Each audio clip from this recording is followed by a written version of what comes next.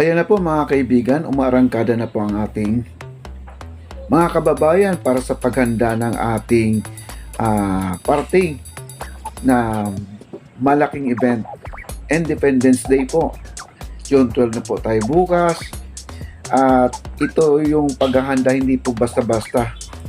At ina pong administrasyon na dumadaan ay wala po tayong tinatawag na Blue Diamond. Dito na po natin makikita na that time Marcos mga kaibigan. At ang paghahanda hindi po biro at nakikita po natin at naglalagay pa sila ng red carpet. Ganito po kalaki ang event na magaganap bukas. At bukas ng umaga, meron po tayong parade mula doon sa Anda Circle papunta dito sa may Manila Hotel, then dito sa Quirino Grandstand po ang kanilang dadaanan. Then iikot po sila papuntang Calao, then papunta na po sila ng Luneta. Kaya guys, wag po kayong mawawala bukas. Ayan, ito po yung pagkakataon na masilayan po natin. At ito po, nandito sa nakikita po natin yung mga gawa sa kawayan. Ayan, napakaganda po, no? Ang kanilang gawa, oh. Ayan. Grabe. Ito ay kasama to bukas sa ating pagparade, no? Dahil native, tayo ay tunay na Pilipino. Napakagaling po talaga ng mga Pilipino na talagang naisip nila na ganito po ang gagawin nila na parang arko na ano. Yan yung mga kawayan, no? Yan. Yan po ay gawa lang talaga sa isang buho na kawayan at kinikis-kis po nila at na napakatalim na ginamit po dyan na bagay. Ayun, no? Para siyang may mga buhok-buhok. Ayan, napakaganda po. At abangan po natin bukas yan dahil ikakabit na po nila ngayon yan. At hindi pa natin alam kung para saan na area iyan ilalagay. Ayan pong apat na flag. Nandiyan na po sa itaas. Bago po lahat yan.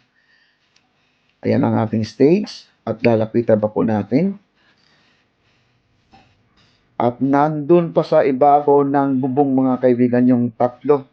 Tinatali po nila ang canvas dahil yung iba dyan ay hindi pa po nakatali. Kasi napapansin po natin ngayon ay maulan-ulan.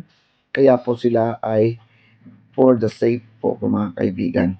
Ayan na po, nilalatag na po yung mga carpet natin at tayo ay naka-red carpet po mga kaibigan. Itong nasa baba, yan.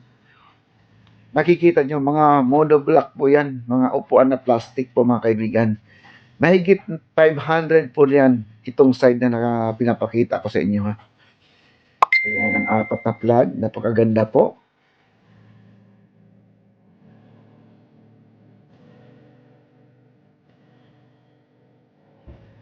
Ayan po ang ating stage, napakalawak. Talagang sila po ay ginawa ng paraan para lang ito ay magawa ngayong araw na to kasi mula kaninang umaga, hindi po sila makapagtrabaho dahil ang lakas po talaga ng buhos ng ulan dito. Ayan po ang ating paligid at medyo basa pa ang ating kalsada. Ayan. Yung kabila, tawid po tayo ha. Itong kabila, nandito po yung mga choir, yung banda, yung music. Andyan din yung operator nila sa sounds.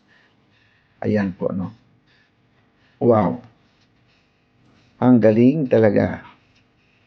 At napakarami pong microphone yung stand dyan. Yung pala, nandyan yung ating choir, no? Mga choir natin. Mapapakinggan po natin sila bukas, yung mga awitin na inihanda po nila para sa ating Independence Day. Tara po, panoorin lang po natin hanggang sa dulo para naman po ay makita natin ang buong paligid nitong Quirino Grandstand. Maraming salamat po. It's me, Papa D Channel. Huwag niyo kakalimutan, pindutin ang aking notification bell at mag-subscribe naman po tayo. At sa lahat ng mga video, kagaya nito sa aking vlog ngayon, lagi kayong update. Thank you so much. Bye-bye.